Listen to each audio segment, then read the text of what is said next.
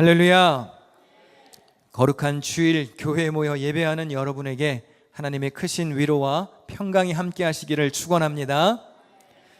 전교인 수련회도 있고 또 9월부터는 성경 공부도 시작하고 말씀의 은혜가 풍성한 계절입니다. 사모하는 마음으로 참여하시는 게 좋습니다. 맛있게 밥을 잘 차려놔도 먹고 싶어하는 사람이 없으면 아무 소용이 없지요. 복 있는 사람은 여호와의 율법을 즐거워한다고 했고, 시냇가에 심은 나무가 열매 맺음 같다고 했습니다. 내가 적을 두고 신앙생활하는 교회를 통해 주시는 말씀을 풍성히 취할 수 있는 성도들이 되시기를 바랍니다. 잎사귀가 마르지 않는 나무처럼 말씀을 통한 형통의 복이 여러분의 것이 되시기를 축원합니다. 여러분은 예수님 하면 어떤 이미지가 떠오르십니까? 혹시 이러한 그림이 생각나지는 않으신지요? 후광이 있고 백인처럼 밝은 피부에, 또 다음을 보여주시면 비단결의 긴 머리카락, 인자하고 자비로운 그런 예수님의 모습을 떠올리지는 않으십니까? 과거에 그려졌던 유명한 미술 작품들에 있는 예수님 성화를 우리가 자주 접했던 터라 실제로도 예수님이 이런 모습이었을 것이라고 우리는 생각합니다. 하지만 한 10년 전에 한 고고학자가 발굴들의 기초에서 그 예수님 당시에 살았던 사람들의 얼굴을 복원해서 발표했던 게 화제가 된 적이 있습니다. 어디까지나 가설이니까 참고만 하시고 너무 충격받지는 마시기를 바랍니다. 실제 예수님의 얼굴이 이러지 않았을까라고 추측한 모습입니다. 영국 맨체스터 대학 교수를 지낸 리처드 니브가 이스라엘 고고학자들이 갈릴리 호수 주변에서 발굴했던 과거의 샘족 두개골 3개를 예수님의 얼굴을 복원하는 데 활용했다고 밝혔습니다. 그리고 컴퓨터 기술과 디지털 3D 기법을 활용해서 이 얼굴의 골격을 재현해낸 건데요. 수염, 그리고 곱슬머리, 까무잡잡한 피부에 이런 새로운 예수님의 얼굴이 이렇게 재탄생하게 됐습니다. 우리가 상상했던 모습과는 좀 다르죠? 웬 산적인가 싶기도 하고, 우리가 예수님의 모습이 실제 어떻게 생겼을지는 아무도 정확히 알 수는 없습니다. 그런데 고난받는 종이 기록된 이사야 말씀은 우리가 한번 생각해 볼 만합니다. 이사야 53장 2절 다 같이 읽어보겠습니다. 고운 모양도 없고 풍채도 없은즉 우리가 보기에 흠모할 만한 아름다운 것이 없도다. 예수님의 외모가 아까 우리가 봤던 그런 그림 같지 않을 수 있다는 거죠. 인간의 눈으로 보기에 매력적이지 않았을 것이라는 게 일반적인 견해입니다. 적어도 우리가 그런 그림들에서 만난 예수님의 얼굴보다는 훨씬 더 초라했을 것이라는 뜻이죠. 우리는 이렇게 예수님의 외모부터 어쩌면 오해하고 살아가고 있는지는 모릅니다. 얼굴 생김새만큼이나 예수님의 인품에 대해서도 우리는 일종의 선입견이 있습니다. 예수님이 오늘 설교의 제목처럼 무조건 나이스 가이셨을 거야 라고 생각하는 경향이 있어요. 그도 그럴 것이 예수님이 간음 현장에서 잡힌 여인을 정죄하지 않으셨습니다. 당시 천대받던 어린이들을 용납해 주셨죠. 그리고 유대인들이 그렇게 혐오했던 세리와 죄인들의 친구가 되어 주셨습니다. 분명히 예수님은 사랑과 은혜와 자비가 풍성한 분이십니다. 그런데 우리가 너무 한쪽 면만 생각할 수는 없습니다. 예수님께는 굉장히 의외의 모습도 있었습니다. 바리새인, 서기관들과 같은 당시 종교 지도자들에게는 매우 냉철하셨습니다. 그리고 과격한 말과 행동도 서슴지 않으셨습니다. 분명 누군가에게 예수님은 나이스 가이셨지만 누군가에게는 나쁜 남자, 상남자이기도 하셨습니다.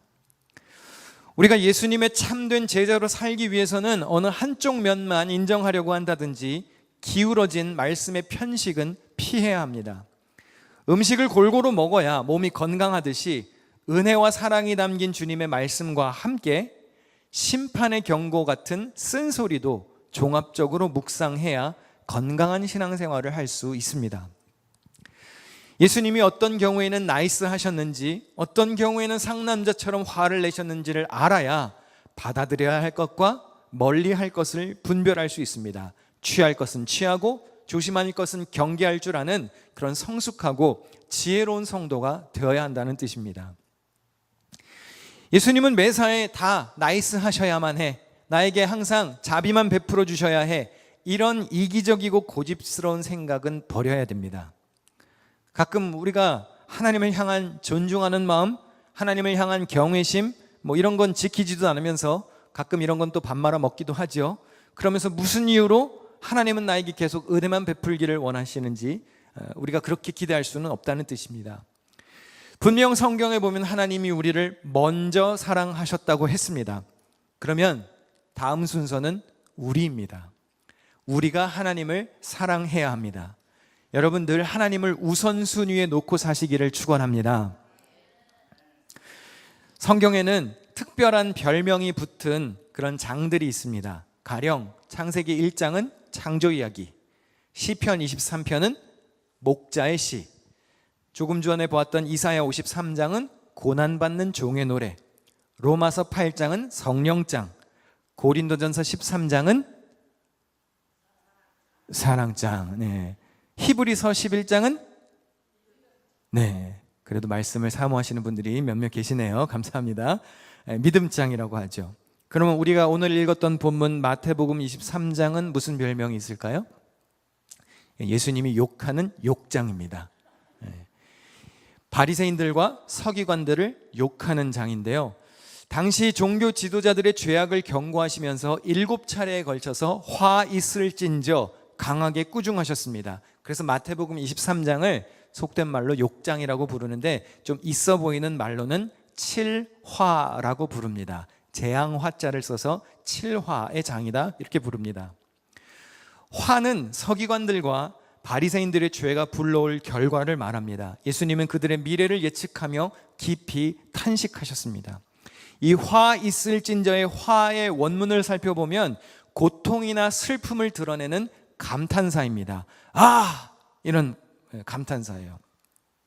당시 종교 지도자들의 7가지 죄악은 다음과 같이 요약할 수 있습니다. 천국문을 닫는 죄, 지옥 자식을 만드는 죄, 제단보다 예물을 더 거룩하게 여기는 죄, 철저한 11조는 지키면서 더 중요한 11조의 정신은 잃어버린 죄, 겉은 청결하게 꾸미지만 마음은 탐욕으로 가득한 죄, 속은 더러우면서 외적 경건에만 관심 갖는 죄, 그리고 마지막으로 의로운 자들을 박해하는 죄입니다.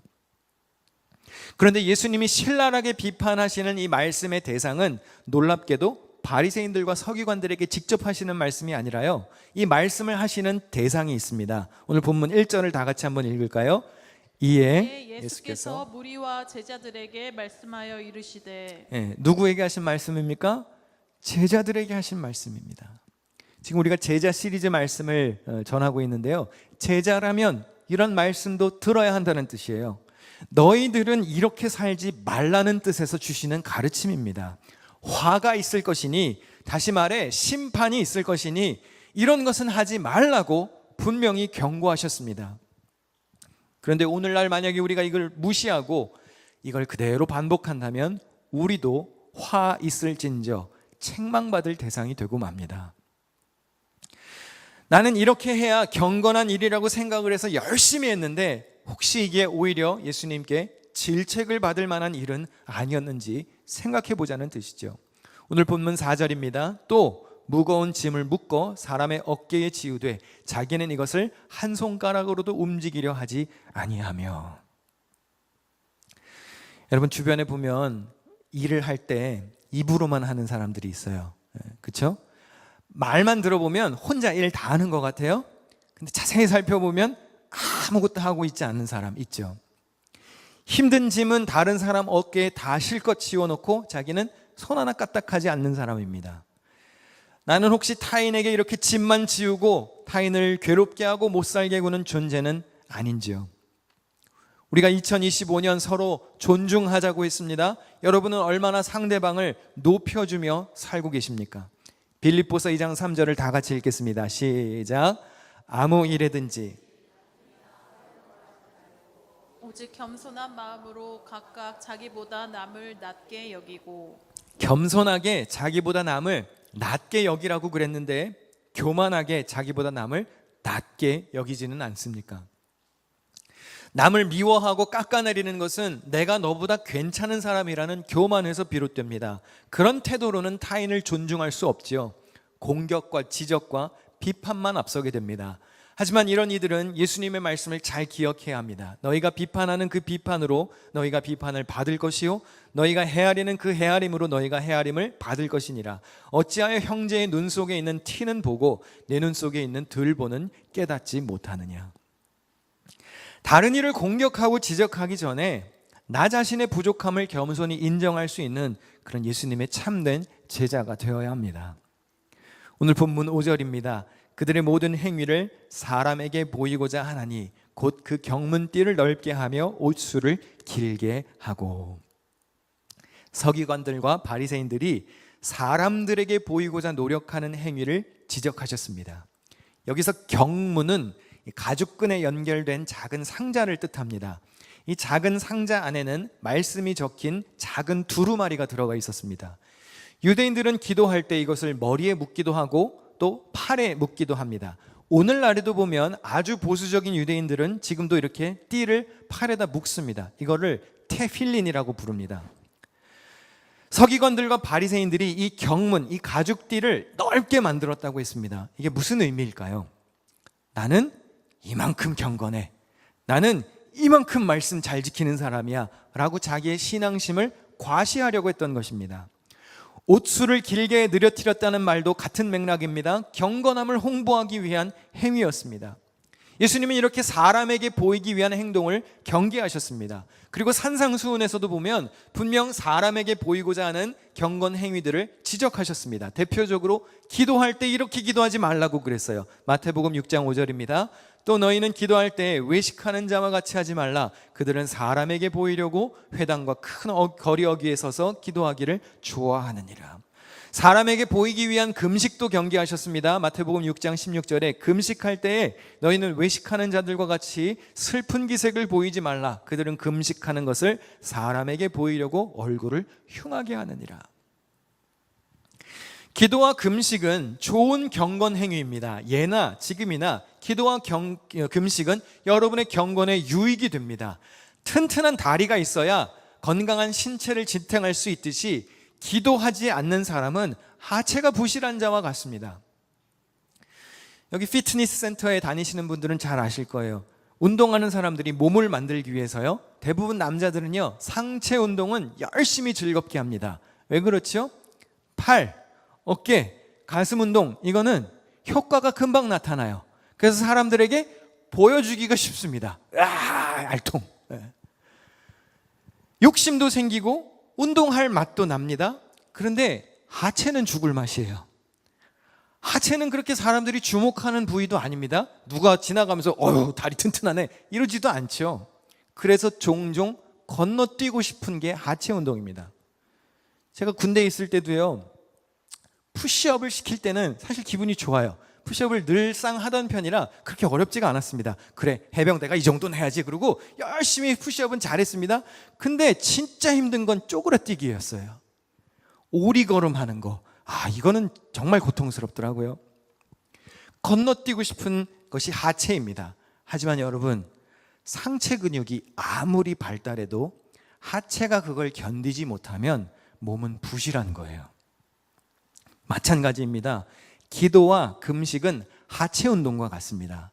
여러분이 얼마나 하나님 앞에 많이 무릎을 꿇었느냐에 따라 영적으로 버틸 힘이 결정되는 것입니다. 그런데 문제는 이 기도와 금식이 사람에게 보이기 위한 외적 행위가 돼서는 안 된다는 겁니다. 기도는 하나님과의 대화이지 사람에게 과시하는 행위가 아닙니다. 가끔 보면 은연중에 기도를 과시하는 이들이 있습니다.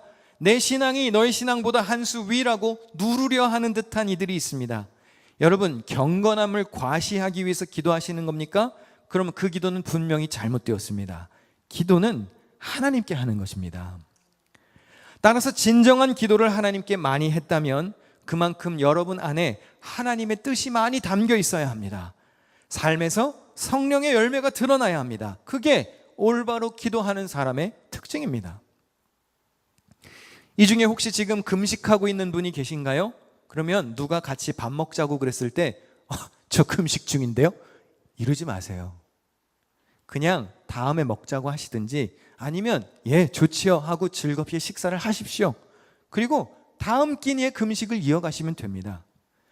자칫 잘못하면 상대방을 무시하는 발언처럼 들릴 수 있습니다. 자, 나는 지금 이렇게 금식 중인데, 난 이렇게 지금 긴급한데 지금 입구녕으로 밥이 넘어가냐? 이런 식의 마음이라면 잘못되었다는 거예요. 그런 금식은 차라리 안 하느니만 못합니다. 예수님은 분명 이렇게 겉으로 드러나는 기도와 금식을 경계하셨습니다. 경건 행위는 하나님과 가까워지는 통로이지 외적 의로움을 표시하는 게 아닙니다. 기도를 듣고 응답하시는 하나님께 입술을 여시기를 축복합니다. 오늘 본문 6절, 7절을 다 같이 읽어보겠습니다. 시작. 잔치의 윗자리와 회당의 높은 자리와 시장에서 문안받는 것과 사람에게 랍비라 칭함을 받는 것을 좋아하느니라. 예수님의 제자라면 이렇게 높은 자리, 인사받는 자리, 어떤 특별한 직책으로 불리기를 좋아하지 말아야 합니다. 교회에서 직분을 받으셨습니까? 집사, 권사, 장로라고 하는 직분은요, 어깨에 힘주라고 준 직분이 아닙니다. 교회 입구에서 인사받으라고 준 직분이 아닙니다. 아무개 형제님, 아무개 자매님, 누구누구 성도님 이렇게 부르기 어색하니까 그냥 집사님이라고 부릅시다. 그래서 직분을 준 게 아니라는 거예요. 직분은 분명히 영광스러운 것입니다. 사도 바울도 영광이라고 했습니다. 그러나 그만큼 겸손한 자세로 교회와 성도를 섬기라고 주는 것이 직분입니다. 고린도후서 5장 18절 말씀을 다 같이 읽겠습니다. 시작. 모든 것이 하나님께로서 왔으며 그가 그가 그리스도로 그리스도로 말미암아 우리를 자기와 화목하게 하시고 또 우리에게 화목하게 하는 직분을 주셨으니. 여러분의 직분을 주신 이유는 하나님과 성도를 화목하게 하고 성도와 성도를 화목하게 하라고 준 것입니다. 내 직분을 가지고 어떤 특권을 누리기를 원한다든지 타인으로부터 어떤 존경을 받고 싶은 마음이라면 차라리 직분을 반납하는 게 나아요. 직분 없이 하나님께 칭찬을 듣는 것이 직분을 가지고 우쭐거리는 것보다 낫다는 뜻입니다. 예수님의 말씀을 기억하시기 바랍니다. 너희 중에 큰 자는 너희를 섬기는 자가 되어야 하리라. 누구든지 자기를 높이는 자는 낮아지고 누구든지 자기를 낮추는 자는 높아지리라. 여러분 혹시 매튜 에먼스라고 하는 사격 선수를 아십니까? 미국 선수입니다. 그는 올림픽에서 획득했던 메달보다 놓쳤던 메달이 많기로 유명합니다. 그래서 그를 불운의 사격 천재라고 부릅니다. 2004년 올림픽 소총 3자세 결선 마지막 발에서 이 선수가 선두를 달리고 있었습니다. 꽤 높은 점수 차이로 1등이었습니다. 그래서 표적을 맞추기만 해도 금메달이었습니다. 가운데를 맞출 필요도 없었습니다. 그런데 그가 마지막 발을 쏘았을 때 어이없는 실수를 해서 빵점 처리가 되었고 8위로 밀려났습니다. 왜 그랬을까요? 자세히 보니까 표적을 맞추긴 맞췄는데 옆 사람 표적을 맞춘 거예요. 2008년에도 비슷한 실수가 있었습니다. 똑같은 종목 마지막 발에서 선두를 또 달리고 있었습니다. 7점만 맞춰도 금메달이었습니다. 그런데 마지막 총알이 또 표적에서 한참을 빗나갔고 그는 4위로 주저앉았습니다. 그래서 그는 획득한 메달보다 놓친 메달이 더 많다는 거예요. 혹시 우리의 신앙생활도 이 매튜 선수의 사격과 같지는 않을까요? 나도 모르게 맞춘다고 맞췄는데 엉뚱한 표적을 겨냥하고 있는 겁니다. 난 조금 전까지 1등이었는데 이렇게만 했어도 금메달이었는데 하지만 관역에서 마지막 한 발이 벗어나는 순간 추락할 수도 있음을 알아야 합니다. 나는 늘 열심히 한다고 생각했고 내가 제대로 하는 거라고 생각을 했는데 혹시 이것이 방향이 잘못된 열심은 아니었는지 생각해 보시자는 거예요. 내가 옆 선수 표적을 지금 맞추고 있는 건 아닌가? 목표 지점에서 지금 한참 오조준을 하고 있는 것은 아닌가? 마치 사두개인들과 바리새인들이 스스로는 아주 의롭고 경건한 삶을 산다고 착각했던 것처럼 종교적 위선에 사로잡혀 있지는 않습니까? 예수님은 그들을 향해 위선자들이라고 질책하셨습니다. 이 위선이라는 단어를 헬라어 원문으로 보면요, 고대 그리스의 극장에서 비롯된 용어입니다. 옛날에는 보통 한 배우가 여러 가지 배역을 연기했습니다. 그리고 역할이 바뀔 때마다 가면을 바꾸어 썼습니다. 자기의 진짜 모습은 감추고 역할이 바뀔 때마다 가면이 바뀌는 모습을 가지고 그걸 위선이라고 부르게 되었어요. 나의 속된 진짜 죄악된 모습은 감추고 거룩함의 가면으로 나를 포장하는 것을 위선이라고 부릅니다. 그런데 여러분, 예수님은 이런 종교 지도자들을 향해 이러한 거친 욕도 퍼부으셨는데요. 주일 예배에 좀 어울리지 않는 욕이지만 그냥 아멘하고 들으십시오. 네, 이런 말씀이 있습니다. 뱀들아, 독사의 새끼들아, 너희가 어떻게 지옥의 판결을 피하겠느냐. 누구를 향해 하신 욕입니까? 이 당시 최고의 권력층에게 한 욕입니다. 당시 문화에서 독사 새끼는요, 굉장히 거칠고 모욕적인 발언입니다. 예전에 한 후배가 이 구절을 가지고 페이퍼를 쓴 적이 있어요. 이걸 연구를 했더라고요. 그래가지고 저도 재미있어가지고 그래서 독사 새끼가 무슨 뜻이니? 물어봤더니 그 친구가 진짜인지 아닌지 모르겠는데 이렇게 답했어요. 예, 형님, 한국은요 개가 많았고요, 이스라엘은 뱀이 많았대요. 그러는 거예요. 그럼 지금 여러분의 머릿속에 상상하는 그 욕이 영어든 한국어든 사람이 욕부터 배우지 않습니까, 여러분? 그게 딱 맞다는 거예요. 가장 수위 높은 욕을 가장 최고의 권력층을 향해서 쏟아부으셨습니다. 초대교회 교부였던 어거스틴은 이 욕을 겉모습은 종교적으로 갖추었지만 속은 사탄의 본성을 따르는 자라고 해석했습니다. 다시 말해 전혀 주님의 기쁨이 되지 못하는 악하고 위선적인 삶을 사는 우리의 영적 상태를 지적하는 것입니다. 여러분, 밥 먹기 전에 주변에 사람이 있으면 기도하고 혼자 있으면 기도 안 하나요? 극장 가서 볼 만한 영화는 아니라서 극장에 가서 대놓고 막 외설적인 영화는 안 보지만 혼자만 있는 개인 공간에서는 휴대전화로 뭘 보십니까? 혹시 온갖 더럽고 추잡한 것을 다 보지는 않으십니까? 약자를 돕기는 돕는데 사람들에게 자랑하기 위해서 돕지는 않으십니까? 아는 사람이 많은 교회에서는 내가 꼭 이름을 적어서 헌금하지만 매일 마주치는 어려운 이웃은 매일 외면하고 있지는 않습니까? 겉으로는 다른 일을 격려하고 응원합니다. 아유, 그런 힘든 일이 있어 기도할게. 겉으로 말은 하지만 실제로는 기도하지 않죠. 그리고 실패하면, 그 사람이 낙오자가 되면 속으로 은근히 좋아하지 않습니까? 그래, 내가 좀 더 나은 사람이지. 여러분, 낚시하는 사람들이 제일 좋아할 때가 언젠지 아시나요? 그런 농담이 있어요. 월척을 낚았을 때가 아니래요. 옆에 있는 애가 월척을 낚았다가 놓쳤을 때랍니다. 그러니까 교인 중에 힘든 사람이 있어요. 그러니까 여러분, 교인들에게요, 여러분이 힘든 사정 잘 얘기하지 않는 것도 지혜예요. 왜냐하면 겉으로는 위로해주는 척 할 수 있지만 집에 가서는 아싸, 그래, 제가 나보다 못하지, 잘 됐어, 이럴지도 모른다는 거예요. 위선자가 누군지 어떻게 압니까? 하나님의 기쁨이 되게 하려고 자식 키우는 게 아니라 남들에게 자랑하기 위한 도구로 키워내려고 하지는 않으셨습니까? 지금 이 얘기를 듣는 중에도 그건 저희 인간 얘기지 하고 나와는 아무 상관없는 일이라고 여기지는 않습니까? 중요한 건 오늘 우리가 교회 안에 있다고 그래서 안심할 게 아니라 그리스도 안에 있는지가 중요한 것입니다. 사랑하는 성도 여러분, 하나님을 존중하고 이웃을 존중하며 살자고 그랬습니다. 하나님 마음에 합한 삶으로 주님의 기쁨이 되는 삶을 살아야 합니다. 겉만 멀쩡한 것은 소용이 없어요. 우리의 속이 거룩해야 합니다. 그래야 겉으로 드러나는 열매도 거룩한 거예요. 내 안에 성령이 계셔야 성령의 열매가 나오지 않겠습니까? 나는 오늘 주님께 칭찬을 들을 만한 제자입니까? 하나님이 정말 다가오셔서 나이스가이처럼 너 잘했다, 착하고 충성된 종아, 이렇게 말씀하실 만한 참된 제자입니까? 아니면 독사자식이라는 욕을 들어야 할 위선자입니까? 참된 주의 제자로 하나님을 기쁘시게 하는 복된 삶의 주인공이 되시기를 축원합니다.